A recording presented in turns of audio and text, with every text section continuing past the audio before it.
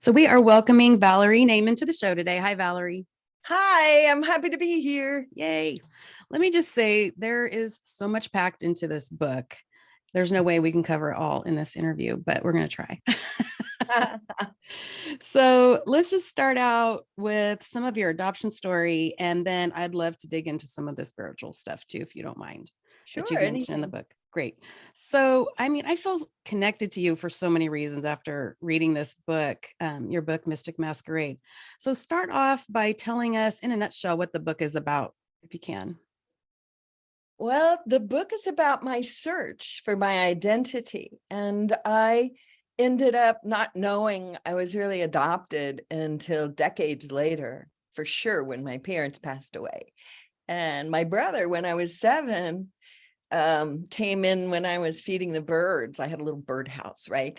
And the just started screaming, threw his baseball cap on the ground, kicked up dust. And I said, "What's the matter?" And he goes, "We don't belong here. They're not our parents." I Mm, confronted my parents, and they wasn't going to discuss it. After all, you know, why would you question anything like that? right. Of course, I was told I came from the monkey jungle. I know. We're going to get into that. So, I just want to read part of Goodness. the first paragraph of your book. Okay. It says, I was taken from my mother's womb at birth, never to see her again. Unheld, I entered a frigid black hole with no compass. As an infant, there was no way to grasp what had happened. Life catapulted me into an abyss of mystery that took decades to unravel. And just from the beginning, that first paragraph, when I read it, just gave me the chills. But Mm. your adoption story is kind of unique, in my opinion, in many ways, starting with what you were told about your birth. So tell us what your adoptive parents told you about what you call your mystery birth. Oh, I I didn't have a stork.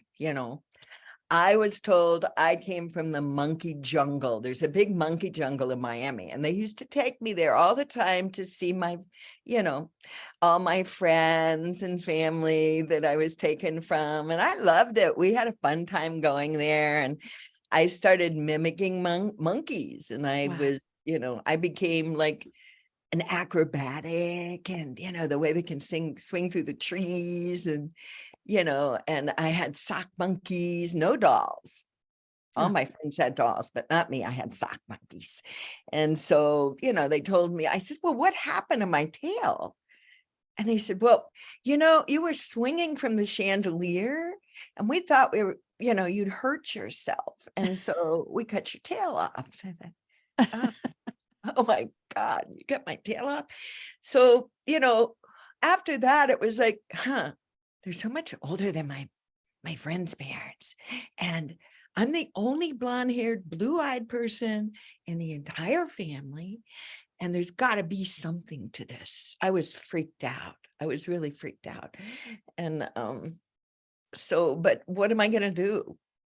Yeah. So do you I did was you only 7 at that time. so what did you think about this monkey jungle thing? Like, did you think you were a monkey? Like, who did Yeah, you? I But I did. mean, yeah. My mom said my first thing she ever noticed about me is I had super long fingers, which is true, and that an pointed chin. And Oh, so I kind of thought I was a witch monkey or something. but but I learned to be uncontrollable. I was a mm, monkey, right? I could do what I wanted to. yeah. So, it took a long time to realize that's not true. But I never found out for sure that I was adopted until my parents passed away and I found papers. So how And was that? Like, free. I mean, you had a feeling that you were adopted, but they wouldn't Yeah. confirm that for you. So did that affect the relationship with your parents? Well, not really. My mother was a stage mother, and so she had me on display all the time. I had every kind of lesson you can imagine. I played the piano because I had nice long fingers, and I took ballet, tap, acrobatics, and they would take me on the weekend and put me on a table at the restaurant, the deli restaurant on Miami Beach, and I tap dance, and I had fun. And Yeah. I was entered in all kinds of contests. And so I just, I probably forgot about it as a kid for a while. It's like, I'm having a good life. My parents were really good to me, and Yeah. we were so different. My father, was a publisher, always wanted me to be a writer, taught me how to type like 110 words a minute when I was like 7 or 8. Oh, wow. And my mother and his part of the family, his great grandfather was one of the first rabbis of New York City. So he came from that lineage. And my mother, their family opened the first health food store in Miami. Oh, And wow. so there's all these things going on. And then my father was the first town commissioner of Coconut Grove, which before it was Miami. And so I had a lot from both of them that I learned. And it was great because I didn't hang out with kids very much because my parents were so old. I kept being taken to all these events that are Mm. for adults, but I did learn a lot from adults. So yeah, I let it go. And then when I was in college, I needed a passport because I got a independent study program to go to England. And to do that, I had to have a passport. And to get a passport, you got to have a birth certificate. And they wouldn't provide one for me. They didn't want me going out of the country, this kind of thing. And so I finally was able to finagle a birth certificate, which is the first time I ever saw it. I wasn't even in the system. I didn't have a social security number, Wow. nothing. Wow. So I was able to finagle getting copies of their birth certificates. I told them I was building a family tree for us, type of thing. And they were very cooperative with that. Yeah. So I got that, and I got my papers from Florida State University inviting me to come to England. And I took it down to the Miami-Dade courthouse. And, she goes, well, you need a birth certificate to get a passport. I said, well, I don't have one, but I have all these papers, and here's my parents' birth. Anyway, I was able to get a copy, and that's the first time I ever saw my birth certificate. And, I discovered that the hospital code didn't match up with the hospital. There was a lot of things about it that were weird. And of course, you're the informants were my adopted parents. So there was a lot on there. My adopted mother's name was spelled wrong. And I'm thinking, how can they mess up such an important document? Right. It freaked me out, Yeah. And I started doing searching after that. And not knowing at that time, there wasn't, there was not the internet or, the thought of getting a DNA test. So I registered with every Soundex and so many Mhm. adoptee groups where if you sent the information in, if your birth parents checked in there, then you'd get a match or maybe a message. I did that for years, never got anything. Wow. Yeah. So how was your relationship with your brother? He was also adopted, right? Oh, he was also adopted. He left home early in life, and then I ran away from home in 11th grade. And so he was my antagonist as a kid, Mm-hmm. so he would like put Limburger cheese on my doorknobs and marbles on my floor or acorns so I'd slip and fall and Oh my this gosh. kind of thing, put my sock monkey up in a tree so that if I tried to get it, a bucket of water would fall on me. So he was kind of a jokester, Prankster. He was 3 years older, and when I was finally allowed to date, it had to be a double date with my brother, and of course Oh he did gosh. that. So anyway, we're good friends, Good. and yeah, he's still kicking. Oh, good. So how did being adopted affect how you navigated through life? How do you think it affected you? Well, a lot of it has to do with retrospect because I didn't realize. I Mm-hmm. mean, when I was 40 years old, I was trying to think through all of this. It's like, well, you know, I have what I call my inner community. And so it's the different voices in my head. And I attempt to get them into consensus, which seems impossible a lot of times. But at that time, it's like nothing was working. I tried everything. I didn't know who I was. I'd been wearing different masks, playing different theatrical characters, because that's what I was thrown into. So I was an actress. I ended up being an actress on Broadway later, and a costume designer. And I was always into theatrics. That's what made sense to me, you know. And Yeah. so when I finally got to, I was 40 the first time I cried about it. Mm. I want to know where I came from, you know? Yeah. And so my inner voices were screaming at me, you don't need to know that. Yeah, you do. You know what? You need professional help. And I'm like, yeah, I do. And so I Mm. started searching, and I found I was looking for a therapist specifically for adoptees, and I Mhm. wasn't able to find anybody Yeah. in all of America. I was willing to go anywhere. And Yeah. so then I came across kind of a counselor, Joe Soul, and he was doing a treat for adoptees only in the Virgin Islands, like within a week or so. And I thought, Oh, I'm wow. going. So I did. And that's the first time I've been around other adoptees. And it just opened up so many things. It's like it was the first time I ever heard of the primal wound, you Yeah. know, Yeah. just amazing. We just showed it this past week here, and I'm going to Nashville, or I don't know when this is airing, but I'm be going to Nashville in 2 weeks to present my book and also be part of that documentary showing there with Oh, wow. with the um with the filmmaker and a bunch of people. So Oh, I'm how excited fun. about that. Yeah. That's And great. so, yeah, how it affected my life, I didn't know it had affected my life until much later, after I realized what the primal wound was and started getting into my own stuff and said, oh my God, this is the reason I've never bonded with people. Mm. Never been able to stay in a relationship. This is the reason that, if somebody lies to me, they don't even get 3 shots. Yeah. And if I feel like somebody, or I should maybe put this in the past, and when I had felt that somebody might leave me, I jump ship right away. Mhm. Abandoned before you can be abandoned. Yes. And so all of a sudden, all this stuff started making sense. It's like, of course, of course. And so, yeah, it affected me in a big way. And, they don't talk about that. Who knows about that? The infant is clueless, Yeah. but inside the infant isn't clueless. Right.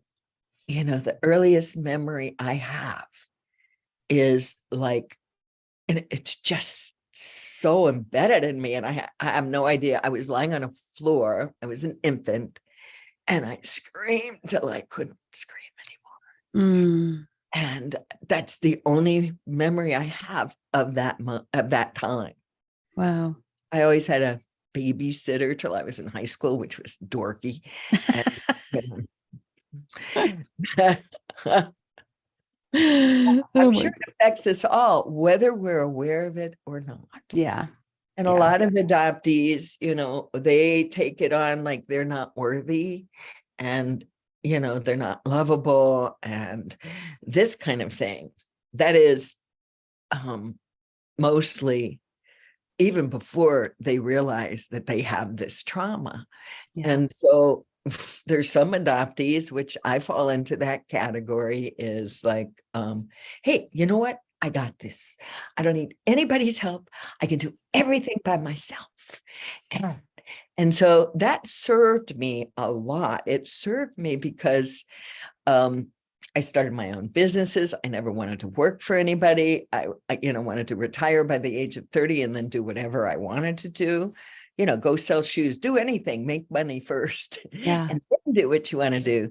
So I was determined, I was driven, and I did all that, and opened a couple of my own businesses, and when I started when I realized I had to hire help too, and like I opened the first costume shop in Asheville. I did film and television for years and then moved to Asheville, North Carolina, and gave it all up thinking, what am I doing with my life?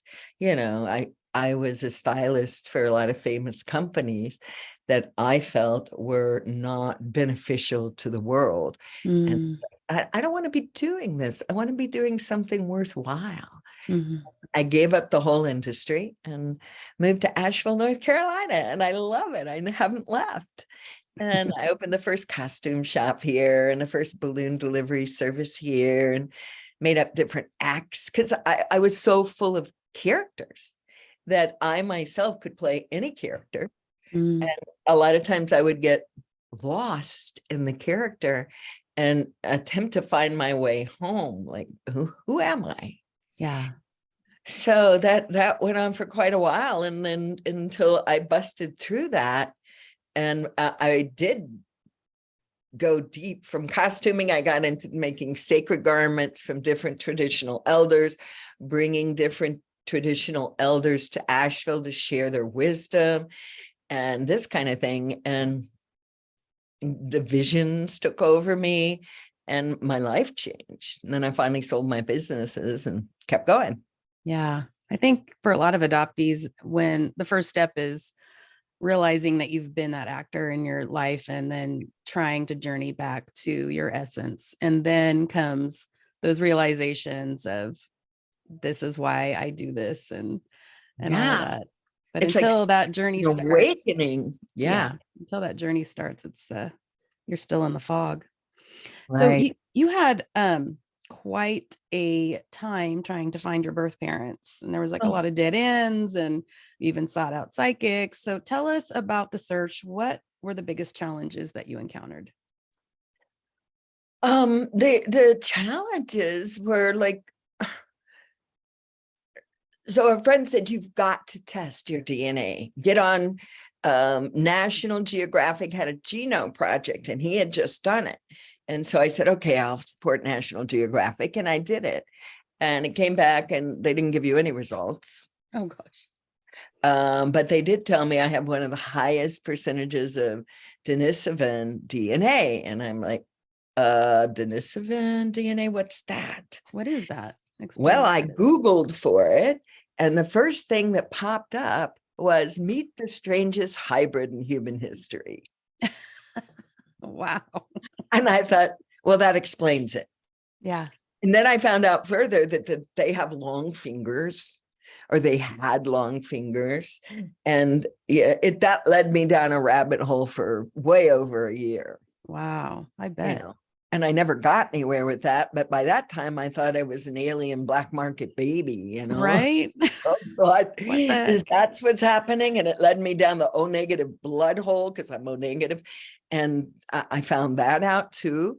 And I just was down so many rabbit holes that I got lost. And Mm, when I finally came out of all of that, and took a breather, I don't know what I did after that for a little while. And then I took another test. I took an ancestry test. And, I'd heard if you get a first cousin, you really got it, right? You can do something. Nothing, yeah. nothing. And, I had my entire, I printed out everything I could, third cousins. There was a few seconds. And I tried to, I used a ream of paper and printed out people's trees, and I had it taped up all over my sunroom where I'm sitting now, that billowed out from this table onto the floor and then into the living Wow. room. And it was like a patchwork quilt. It was just mind-boggling. And my friend came over and said, you have to go to a movie with me. And she took me to see The Lion. And we're sitting there, and it gets to the point where he's got stuff taped up and maps on the wall. And she's like elbowing me. She goes, that's you. And I still didn't get anywhere. With Gee. Ancestry, you have 1 month where you can do all kinds of stuff. Hmm. So every day I was doing that till midnight that night. And, and then I kept subscribing. They get you. Oh yeah. And So then what was the big break? How did you use well, then DNA to I find? did another DNA test. So then I did 23andMe. And I also didn't get anywhere. And I'm trying to, there were a few that weren't on there. And oh my God, it was just a mess. Mm. And so this went on for years. I had Yeah. no matches. And when my parents passed away, I found my adoption record. Mm. And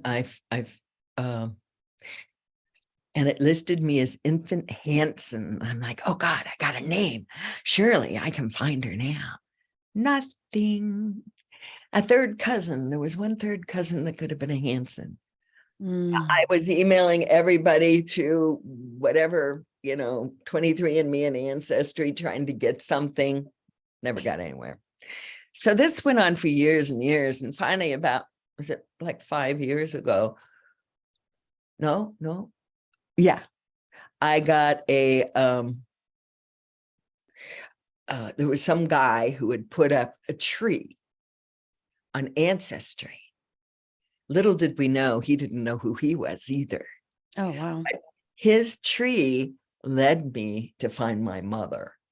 Mm. And by this time, I had a search angel too, Mary from Texas. I'd met her at an adoption conference in Atlanta, and she was trying to help me. And so was Lana from DNA Detectives. They're like, we don't know what's going on, but we're not getting anywhere. And your father's even harder to find. And I thought, oh, great. This is really, I had no hopes on my father's side after 3 DNA tests. Oh my gosh. I know. I was just, my inner community is like, do you want to spend the rest of your life doing this? Does it really matter who your parents are? Yeah. And just all of that, and I'd lay it down and I'd pick it up and I'd lay it down.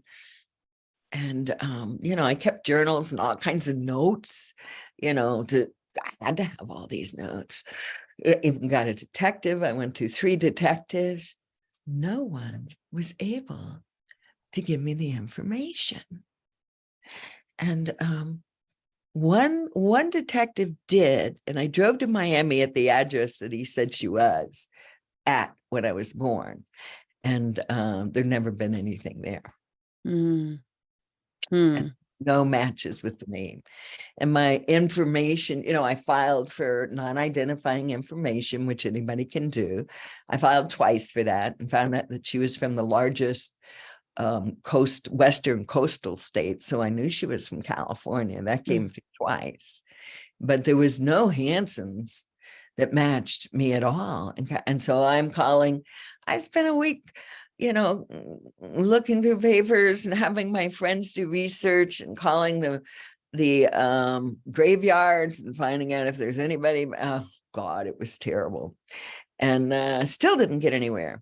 But this one guy put up a tree thinking he knew who he was that linked me to somebody else. And so how did that happen?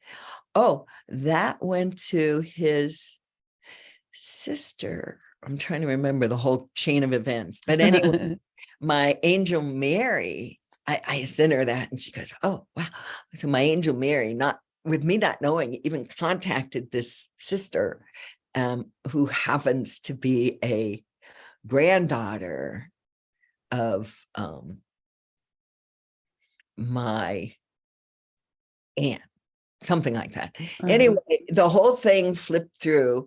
And then I ended up talking to this person. My angel made contact and said, would you try and get a hold of Valerie? She's been trying to get a hold of you. And then Angel Mary called me and said, get on right now. You're going to get a message on Facebook. Meanwhile, I'd been on Facebook and connecting all the dots of who this guy was related to. That's how we got to his sister. And that she was online at the time. My angel got online and made a connection. And then from there, that person called my supposedly aunt. No, first cousin.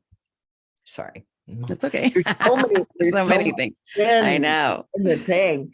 And so then I ended up being able to talk to her. And, I said, hi. As it turns out, too, it looks like my siblings went to the same high school I did in Miami. Oh, wow. Like, unbelievable. Wow. What about, genetic attraction? And so Anyway, my first cousin called my mother and told her I was looking for her and I just really wanted to talk to her and blah, blah, blah. My mother did not fess up. Oh, wow. And so I got that message back and I'm like, shit. And then she said, well, let's give it a few days, right? And then later she said, okay, your mother is going to, I mean, she didn't say my mother, but she said she's going to call me back within a few days. And that, and then it was like, okay, she's going to call you in a few days. And I'm like, oh God. And then my first cousin signed it off. It said, good luck, cuz. And so I knew that I was in, and I had sent her all kinds of information of how I knew and my DNA test and all of that. And in the meantime, she took a DNA test and found out she wasn't related to the family at all. Ah, oh my God. And she Fun ended up stuff. lying to me a lot throughout the whole ordeal, which I didn't know Wow. my mother died. But anyway, long story short, my mother called me. I'm like, a few days. So 2 days went by. I go, few means two, doesn't it? Well, if you look it up in the dictionary, it doesn't mean two. It has no real meaning. And so I'm like, oh God, this is so awful. You know, I was walking around. I had my computer set up to record. I had my phone in my pocket the whole time. I had somebody call me to see how far I could walk away from it, from Oh my my computer, gosh. and get back at the same time. This went on for days. And finally, I was singing with a band and I told my band I wasn't able to come. I was waiting on this call and they convinced me. They said, it's all right. Let her call. You can call her back. I said, no, no, no, no. Anyway, they convinced me. And so I got my car. I was backing up and all of a sudden the phone rings and it's from Florida. And I knew she was in Florida at this point. And I'm like, God, oh no, there's a code on the laundry door I had to get in. I punch the code and I'm running in and I get as far as my counter in my kitchen. I'm like, I'm not going to make it. I'm not going to make it in time. And then I answered the phone. I said, as demure as I could, hello. And there was no response. And I'm like, hello, anybody there? And there was no response. And I thought, oh God, I'd had so many robocalls because I was taking calls from any number. Right. I didn't Yeah. know Right. where she'd call from. And then I finally said, hello, you know, they're about to hang up. Yeah. And I looked down and my phone sound is off. You're on mute. I was so prepared for this. I was so prepared. And I you know, turned it on again. And the first thing I heard is, this is your mommy. That's a spoiler alert. But yeah, that just blew me away. We had a long conversation. I learned so much. And it was like listening to myself talk. Wow. It was like my voice, my laugh. I'd never had mirroring before in my life. Yeah. That was just outrageous. It was so exciting to be able to feel that connection. Yeah. And the only way she talked to me to begin with is through my first cousin, who didn't turn out to be my first cousin. Right. Is I'd agree to be a secret to the family. So I told How did her, that land for you? really, hard, but I'd do anything. I mean, by this time I had her address. If she wasn't gonna, I mean, I was packed. I was gonna go down there. I would just like pull up in front of the house and say, oh, my car died. I need to call AAA. Can you help me? You know, Yeah. anything. I had all these scenarios in my mind of all the different things I could do. But there was no way I was not going to see this person. She was 94. Oh gosh. Wow. So my friends had said, why are you doing this? You know, she's probably dead. I'm like, don't ever, ever tell an adoptee anything like that. Yeah. It's devastating. Yeah. And I was determined and I knew where she lived And I knew she was still alive, and I was going. So you One, talk about what what you were going to call her. mm, What did you end up calling her and why? How did you figure out what to call her? Because I know that's such a difficult thing. And I don't think a lot of adoptees think about that when they're searching. And then all of a sudden you find this person, then you're like, what am I gonna even call you?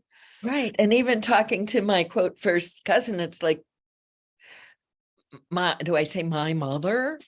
Do I say your, Yeah. what do I say? So I went through a slew of names, and I just, nothing seemed right. I wrote songs about a few of them too, songs of my mother. And then it was like, I still didn't know. And so when I made that first conversation with her, when that happened, that sacred Mm-hmm. call, I asked her, I said, well, I don't even know what to call you. What can I call you? And I threw out a whole bunch. She said, you can call me whatever you want. And I said, well, I did look up the word mother, and it said, let me see if I can remember, the person that raised you. Well, she didn't raise me, really. Mm-hmm. Person that gave birth to you. Well, she did give birth to me. And the other was something about slimy goop of some kind. I think it's like the mother of, fermentation drink Yes. or something. I thought, well, she's not that. I hope not. And so anyway, I thought mother was okay to use, and not to disrespect the mother that raised me. Mm-hmm. I'm like, okay. And her first name started with an M. I'm still not saying who she really is because I vowed secrecy, but right before, yeah, never mind. So I will tell you her first name, and I have not said this anywhere. Mm.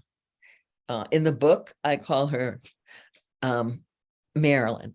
Mm-hmm. Her real name was Mary. Mm. So many Marys. I had an angel Mary and a mother Mary. Yeah. Then there Yeah. was Mother Mary looking over me. It's like, oh God. So it was Mother Mary.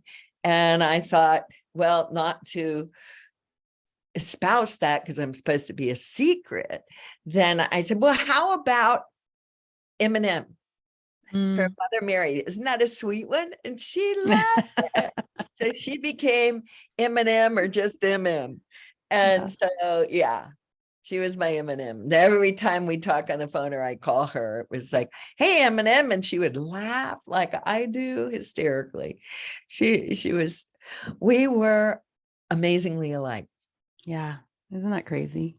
It is crazy. What was it like for you when you finally did see her for the first time? I had to be a secret.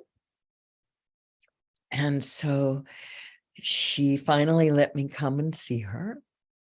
And she wanted me to stay at her house. And she had very queen-like demeanor. I said, well, I'm supposed to be a secret. What if somebody comes out? She goes, don't worry, nobody's going to know. I'll take care of that. It's just like she's in control, right? So I went. A lot happened on the way to get there. I was just an emotional basket case attempting to get there. Mm-hmm. And when I got there, I picked up red roses, and I pulled up to her house and texted her that I was there, and the garage doors opened, and there she is.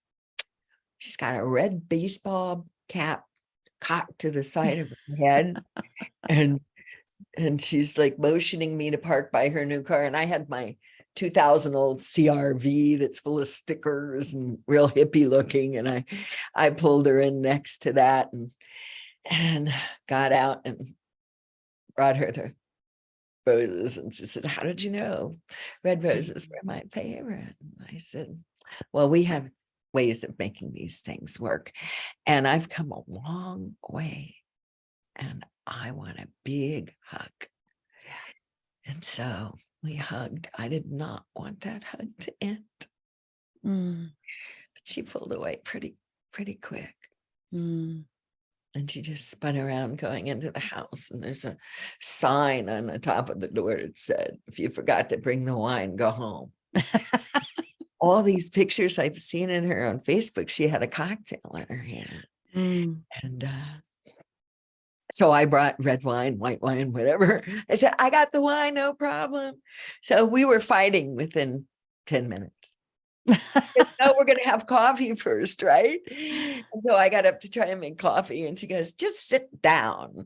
She was really bossy. And she goes, just get a cup. And so I picked out a cup. It was like a queen castle. And I said, I'm going to take the queen castle. And she goes, well, I'm queen. Wow. And I said, oh, really? Well, so am I. She goes, oh, no, we're going to fight. So I finally conceded to be the Feisty. princess. She's very feisty. I'd jump up and bring her picture over here of what she looked like when I met her. She was so young. Nobody could believe she was the age she was.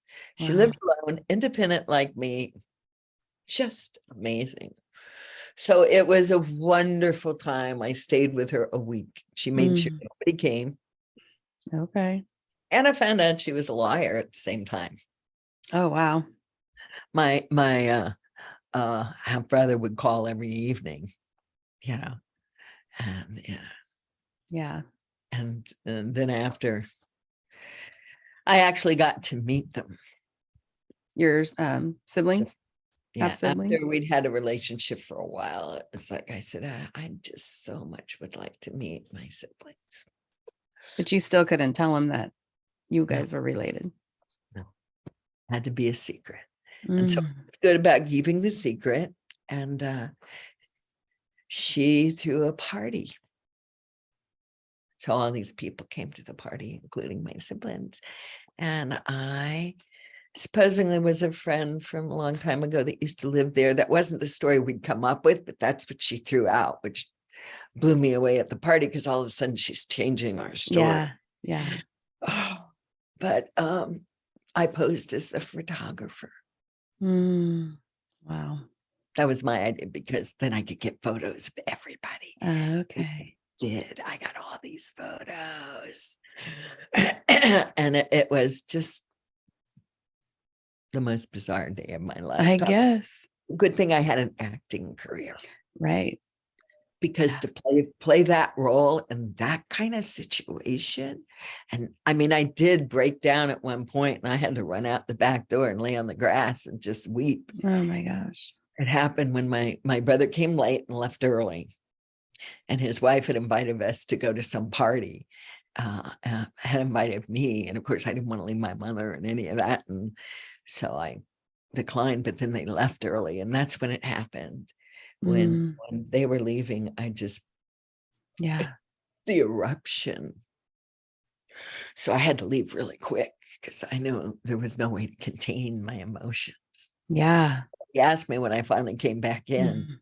he said, "Are you all right?" I said, "Oh yeah, I just had a phone call I had to take. I was just, Yeah. anything just to protect my mother. If she'd been great in letting me meet everybody, but that was like extreme. I don't Yeah. know how I got through it. If I I had don't either. an acting career, Yeah. yeah, it was beyond emotional. So your birth mother didn't have any details about your birth. And do you even know like your birthday, your real birthday? No, my adoption papers were listed as 4 years later. I For found, years? yeah, I found a receipt, to an attorney for my purchase, so to speak. Mm. And that was 4 years later. And it's like, well, wait a minute. But my birth certificate that I finally got, that was made up by my parents, said 4 years earlier. So that was a twist and a turn. Yeah, we're not talking days, we're talking years. I know. That's crazy. And so, So I you asked, don't even know how old you are, really. My brother swears I'm 4 years older, that I'm the, that I'm not 4 years younger than that. But, and he's probably right, but damned if I know. The records are all screwed up. Yeah. And But even on your original birth certificate, things, like the names were messed up. I don't understand how a birth certificate can be falsified when this is a document that you use to tell, legally certified document to tell who you are, to prove who you are, and they could put anything they want on there. There's 4 birth certificates in my search that are lies. 2 are mine. One is my father's that I finally found. And then one was my first cousin. She tested, because I don't know if she really believed me, and found out, she calls me and she goes, I did a DNA test and you don't come up at all. I'm like, you might be writing a book too. She made me promise not to tell anybody. There was like, Wow. I was under a pile of secrets to be Yeah. able to navigate. How Sure. deep does this go? It's a lineage deepness too. Yeah. So once I found my mother, I threw a big party. It was my first birthday party, and I had all my friends come dressed as their own kid, and it was hysterical. We had so much fun. And my mother wouldn't come, of course, Right. but she said, "What do you want for your birthday?" I said, "I want my birth certificate." I said, "Will you fill out these forms?" I already had them. So she filled out the forms. We went down, she had it notarized and sent it off to Florida Vital Statistics. And a few weeks later, I get the message back, says, "Oh yeah, you filled out all the forms right, but that's not your mother's name on your birth certificate." She probably didn't remember what she put. So she lied on the birth certificate. Yeah. But then I had a big aha. It's like, wait a minute. My adoption papers referred to me as infant Hansen, right? And I asked my mother, I said, well, my birth father, and she didn't tell me who he was for months. Oh, I forgot, I'll tell you later. Blah, blah, blah, blah, blah, blah, blah. And then let's see, where was I? So I asked her, I said, well, is my father a Hansen? Is that his name? And then I told her the story of finding my papers and that I was as infant Hansen. And I said, was my father a Hansen? And she goes, oh, he was so handsome, you wouldn't believe. And I said, no. So Yeah. she told me she didn't know any Hansens, had no idea.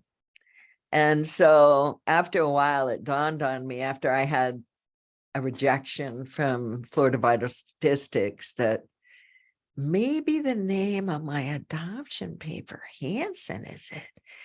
And I said, okay, I want you to sign this again and sign this name, and we'll go notarize it. So you're going to be lying under perjury. Yeah, sure, she'll do it. We go down. They didn't even look at it because they knew her. And so I sent it off, and I told her, I said, she loved to gamble. We would always get lottery tickets and all this. She went to Vegas every year, and I found out why later. But so I bet her $100 that she had lied and used that name. So she made the bet with me.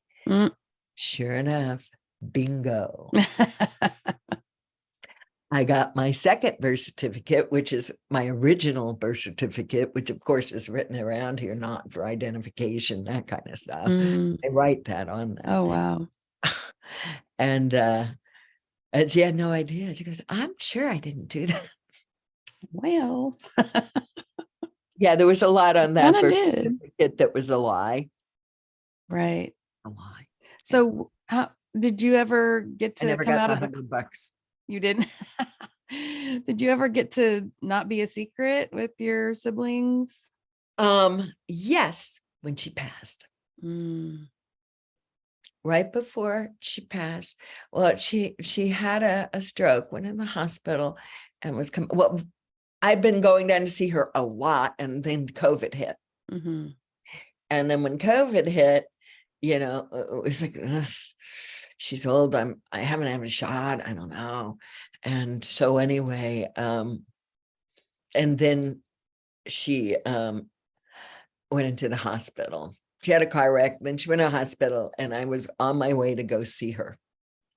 And I wanted to take care of her. And my first cousin, who's not really my first cousin, said, "Oh no, don't go, because she has a caregiver coming." And now the caregiver, the following day after she went, got COVID. Oh And so no. no, everybody was in quarantine, right? So I wasn't able to go. And so I was calling all the time. And then I called one day, and the caregiver answers and gives her the phone, and gave my mom the phone, and my mom said, "Oh, it's my daughter." I said, Ah, "Hey, I thought it was a secret." And she goes, "Oh, there's no secrets anymore." I was so excited. I called my first cousin yeah. Yeah. and told her, and she's like, "Oh no, she's out of her mind. She won't remember that the next minute. Don't you dare do that, blah, blah, blah." And she was mean. And I thought, that's weird. I later found out that my first cousin had lied to me for 4 years and had told my sister. I think it's all about So your here. sister knew. Yeah, and I never knew she knew. Yeah. I never knew she Oh my knew. gosh. Wow. I didn't know. And then my brother was told the day after my mother passed. Wow. My sister flippantly said, and I talk to him every week now. Oh, good. So it's funny. I'm friends with my brothers and both my sisters. There's no communication. And I totally thought it'd be the other way around. Yeah. Yeah. Women are compassionate. Well, maybe not these days. I don't know. Yeah. So yeah, Wow. it's a long, many decades of searching, wondering, looking, Mm. know where it came from. Yeah. That's all you wanted. It's Yeah, just and crazy.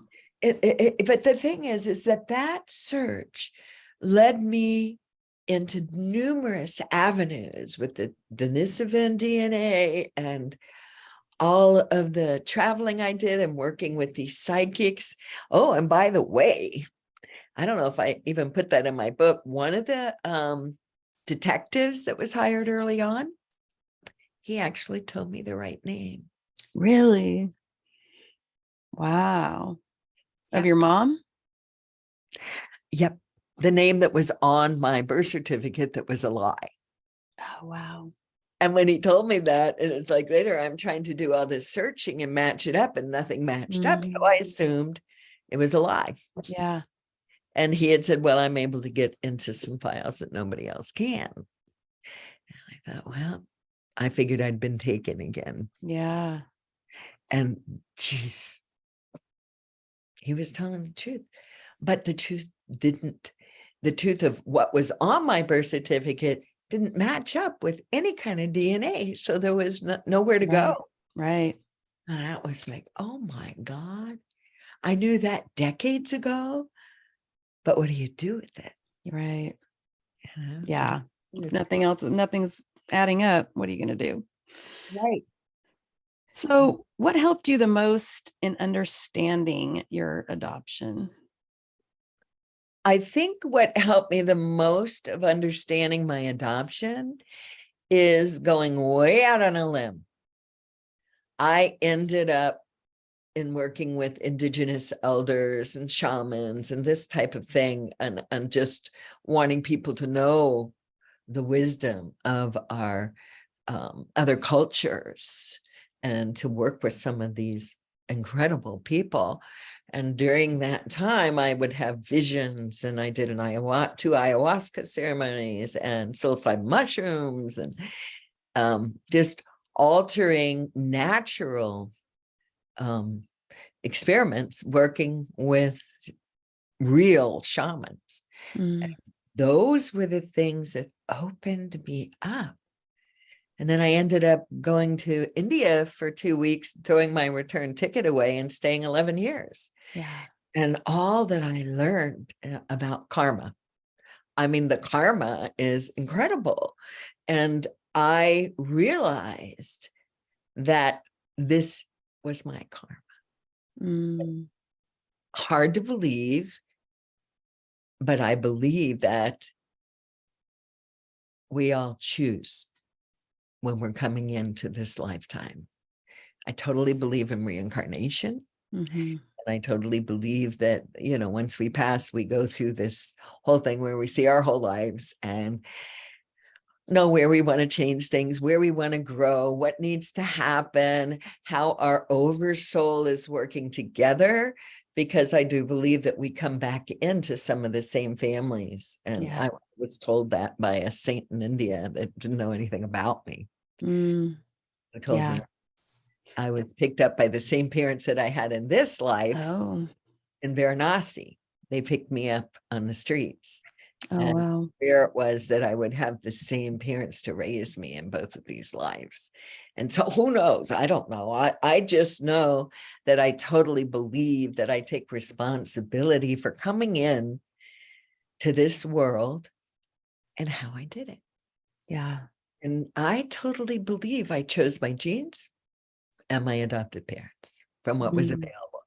And that's pretty far out to say because, there's so much trauma in adoption and there's so much trauma. I mean, all the books I've read on from adoptees and that is pretty much all about the trauma and how horrible it is and, things you can do to get out of the trauma. And it's like, yes, there's all of that, but there's also a different perspective that I'm presenting in my book. And I'm hoping that that will help some adoptees be able to kind of get a new perspective or at least give it a chance. yeah. Yeah. I know there's a lot of adoptees that get angry saying, I would never choose to have this trauma. Why would I choose that? So I think Yeah, they're just not open and ready to hear that right. message. But I totally agree with you 100% on everything you just said. It's hard to say to somebody who's a paraplegic or Yeah. anything like that, but we don't know what somebody's karma is from a previous life. Right. There's no way that we can judge. All we can do is take responsibility for our own lives. And for me, I mean, I started the first permaculturally designed eco village of North America. I've done numerous things. And had I been attached and had a lot of attachments or family or had children, I'd never have been able to do the things that I've been called to do. So in many ways, it served me well up Right. until the time I realized what was going on and kind of got out of that bog.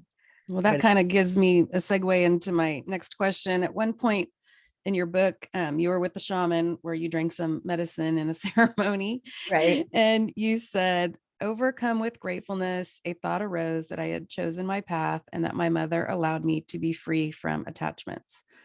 So, what did you mean by that? Your mother allowed you to be free from attachments. if I had stayed with my birth mother, if she hadn't given me up, it would have been a different life. It would have been a different life. I would have been super attached to the family. I'm pretty assuming that. Mhm. And that she actually told me that too. She goes, you wouldn't have this kind of life if you'd been raised with me. I would have never let you go out of the country. I would have never let you do any of that. Oh, And wow. so the being able to be free, I was adopted into my mother and father who adopted me were very old. They died when I was very young. So, Mm, and I never really bonded there either. yeah. Without the bonding and without the attachments, I was able to go full Monty on visions or whatever I wanted to do in my life. And had I had attachments to family, I'd never be able to do that. And when I was in India, that's one of the teachings they have. And my teacher in India actually said, it's easier for Indians and people like that to be able to go into a state of enlightenment. It's not even a state, right? Um, it's harder for Indians to do, actually, Oh. because they are so attached to family. Mm. The family in India is big thing, in America. And he goes, yeah, in America, you don't like your husband, just go off and find another one, right? So there's not that deep of a bond in family in America, typically, as there is in India. And Mhm. so one of the key things on a step of awareness is to let go of your attachments. Mm. And so when I was there, I'm like, oh, you mean I've been trying to bond with people? I've been to classes on how to bond. I've tried to hang out with people. I've done all these things and I've never been successful in relationships. Do you mean I was right all along? I don't have to do that. Mm. Wow. That was such an awakening to me that it might not be as serious of an issue as I thought. Yeah. But So how I you started, sorry, That's go ahead. okay. I was going to say you published a book called 108 Insights, which seemed to kind of be a compilation of teachings from this Indian guru that you spent a lot of time with and had a quite a profound influence on your life. Right. And you were reading that book and you said in your book, it was as if he were speaking to me for the first time. Perform the scenes of your life like an actress who never forgets her true identity. Although the costumes and scenes of your life will change, you yourself are changeless.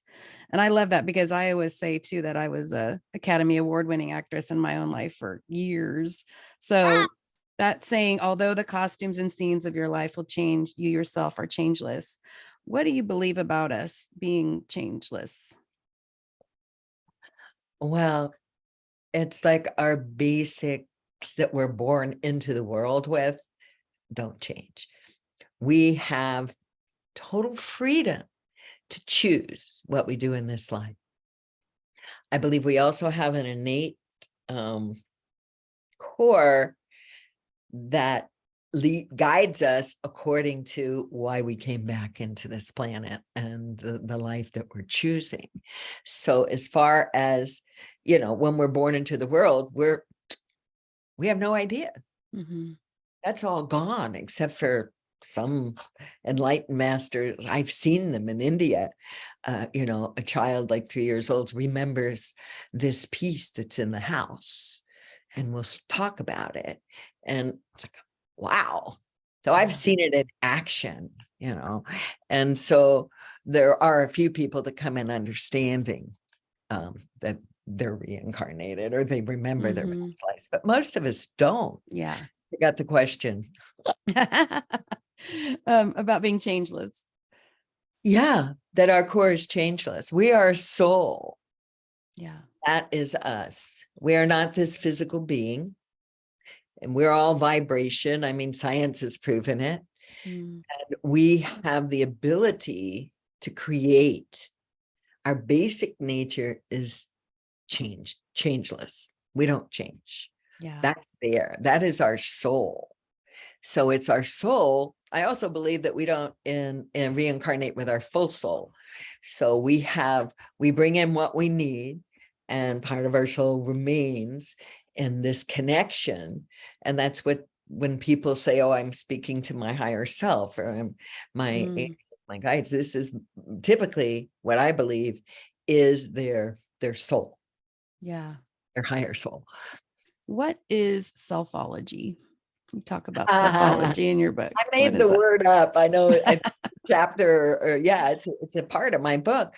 And I looked it up after I started using it. It's not in the dictionary, but it's like ontology. I've always called myself an ontologist, and I put it on my passport. Nobody asked me because they don't know what it is typically. But an ontologist is it's the study of beingness. Mm. And to me, that's it. And selfology to me is kind of the same thing. It's like the study of the self. So Hmm. you're going to get into it. Like, don't we all ask, like, who am I? What am I doing here? And so that I call selfology, the study of the self, and understanding not only for me, my search took me deeper than who am I? It led me into just so many areas of life of wait a minute, we've been lied to our whole lives. Mm, Lemuria is real. Atlantis is real. The spaceships and all of the, there's so many texts of all these different religions. I studied every kind of religion for a while, thinking, oh, well, maybe that'll help me figure things out. Then I mm, went to philosophy. Then I came back to theater. It's like, yeah, it's all a lie. It's all the Maya. It's all the illusion. mm. So, we're only actors walking across a stage, that's it. It's a stage of our existence or our soul's path. Yeah. So yeah, I totally believe that. Yeah. So you are quite the manifester. You want to tell us what your secret is? Um, my mother actually that raised me was a great manifester. So she taught me how to manifest my dreams. Wow. And one of the things is I learned early in life is never doubt yourself. If you Mm, have doubt within yourself, then the manifestation is going to be stunted. You have to have a clear vision or a purpose, and you go laser beam towards it in the best way that you can, but you drop any doubts. I'm writing my book and I'm like, oh no, I don't like that part. That's not good. Yeah, it's good. It's all right. I can do that. It's like everything you do, you need to do because it's out of your passion. mhm. Passion will guide you. It'll lead you to the truth in the areas you want to go in, but you cannot doubt yourself. And one of the things is, one of my favorite quotes is from a little book called Illusions. And I read this decades ago. And the quote is, argue for your limitations. And sure enough, they're yours. So I Yep. do not use the word can't. Mhm. I don't like the words could, would, should. They're wishy-washy. Yeah. So, and what we speak is even more powerful than what we think. Your thinking can really mess you up. And if you speak it too, much less sing it, then if you give out negative energy, that's what you're going to get. Yeah. And, it's proven. It's proven that if you say, I love this water, I'm drawing a heart on my water bottle, it's going to be so good for you to drink. Yeah. Like smash it on the ground or say, yeah, I don't want to drink water. I want a beer or something. Yeah, that water is not going to be healthy for you Yeah. because you have put that energy into it. This is proven already. Yeah. The mystics and the ancients have told us this, but we, in our culture are so overwhelmed with media. I haven't watched television since 1980. Wow. I don't do that Yeah. unless I happen to be on there for something or whatever, or I'm Yeah. going to watch a documentary, then I'll do that. But I don't Mhm. watch anything else, and I don't really listen to the news Yeah. I don't either. because it's all the smoke and mirrors, and we are the powers that have been in control use that to keep us on this grind and to keep us in a hidden way so that we don't have time or energy to know who we are. Yeah. And so much of the past has been hidden, blocked out, that we're not even able to find that truth. So the great thing about my search is that it took me there. It took Mm. me into weaving together all these different religions and ancient texts and weaving them back together and seeing what the truth really is. And it Yeah. took me around the world too. I've Right. been everywhere. Yeah. And That's so cool. yeah, have a real understanding of that now. That really, talk about coming out of the fog. It wasn't just the adoptee wanting to know who I am coming out of the fog, but me as a human being exploring Mhm. ancients. It's like, even if I'm a Denisovan, so right, interesting. So even if I did know who my parents were, I didn't know my heritage. Mhm. So I had to go deeper and deeper and deeper, Yeah. uncovering all these things until whew, it made sense. And I Yeah. completed my mission, which I had a laser for. Yeah, it took me decades, but I don't think any other people, hard to believe anybody would have gone to the extremes I did to find out the truth of who my biological family is. Right. And my father, he was even harder to find. She No. did give me the name finally, right? Yeah. Give me the name, but nothing matched up on my DNA. Like, oh Right. my God, this is terrible. That went on for years after I met her. And then all of a sudden, one day, I got a first cousin match in ancestry. Wow. Turned out to be my half sister. Mm. I got in touch immediately.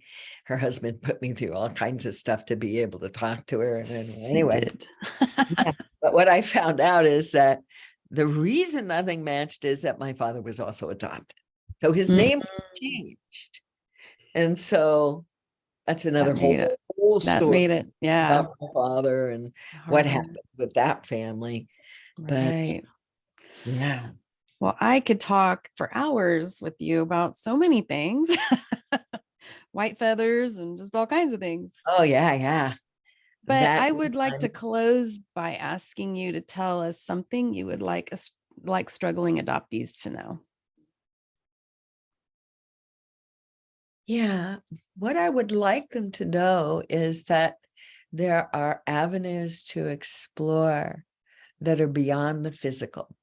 There are Mm, avenues to explore that can open up the reality of who we are, who you are, who I am, and that is an avenue to pursue, especially if you are in trauma.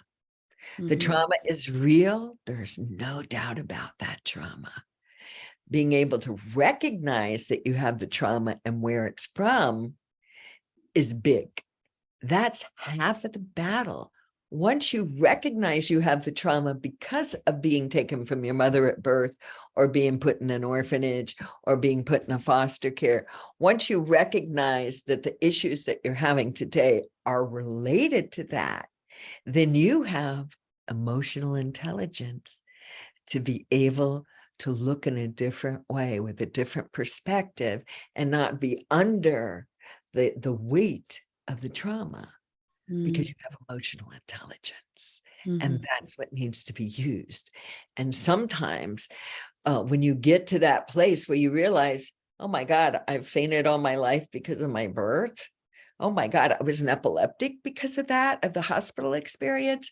Oh my God, all these things that may happen, those are things that happen to me.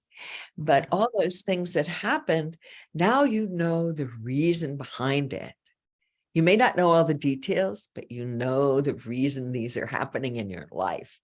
And to be able to move beyond that, I mean, come on, even today in therapy, they're using psilocybin, they're using, marijuana, they're using a lot of alternative means, and they're finding, hey, this works Mhm. because it cuts through your blockages and Yeah. opens you up to a new awareness. And that was one of the best things I ever did.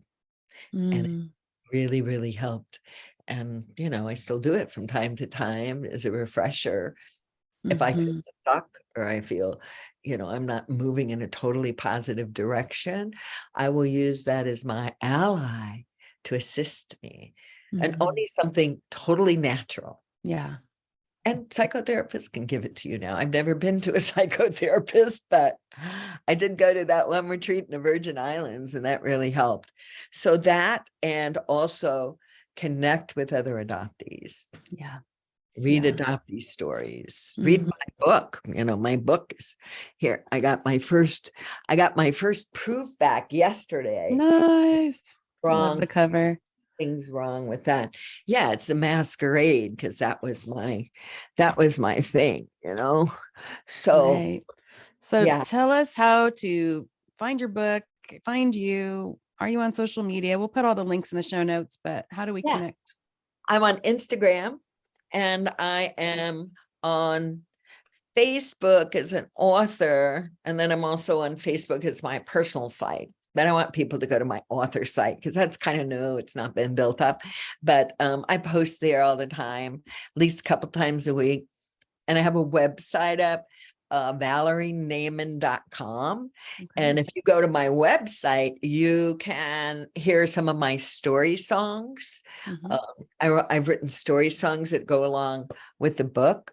And then the audiobook, I just have one more chapter to record and that'll be done because I used to be a voiceover artist. So I did that. Oh, wow. So the book, ebook, and audiobook is available on pre-launch for at least the next week or two on my website. And then the launch itself is August 30th. And that is the full blue moon in August. So Awesome. brightest moon of the Perfect. year. So if anybody's near Asheville, North Carolina, I invite you to my party. Drop me a message in my emails on the website. You can do a Let's Connect thing and get that. You can also download freebies of my audiobook and read a chapter of my book on there. And then you can sign up, give me your email so I can let you know what's going on. And you will get freebies. There's freebies you can choose from. Cool. So that's the best way to connect with me. Okay, awesome. I think you should start retreats, healing retreats. I thought Or about that. karma retreats or something. I'm working on So 2 cool. more books too. So Yeah, you got a lot going on.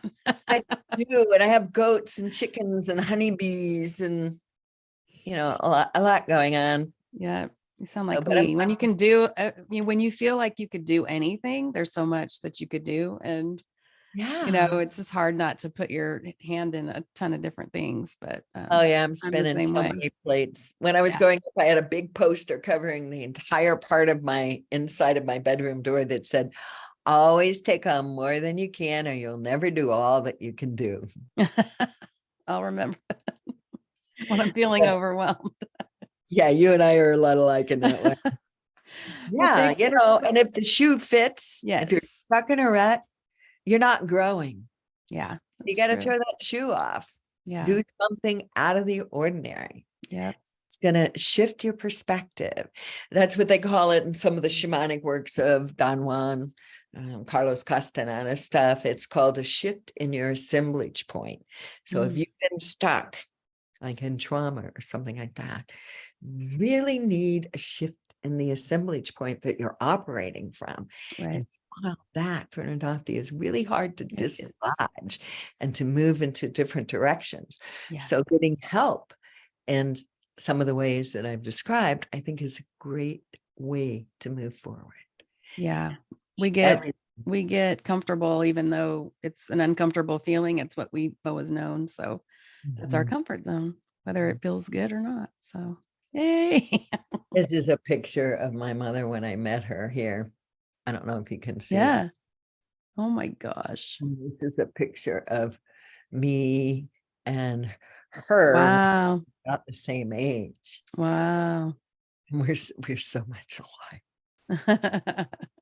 Independent and Yeah.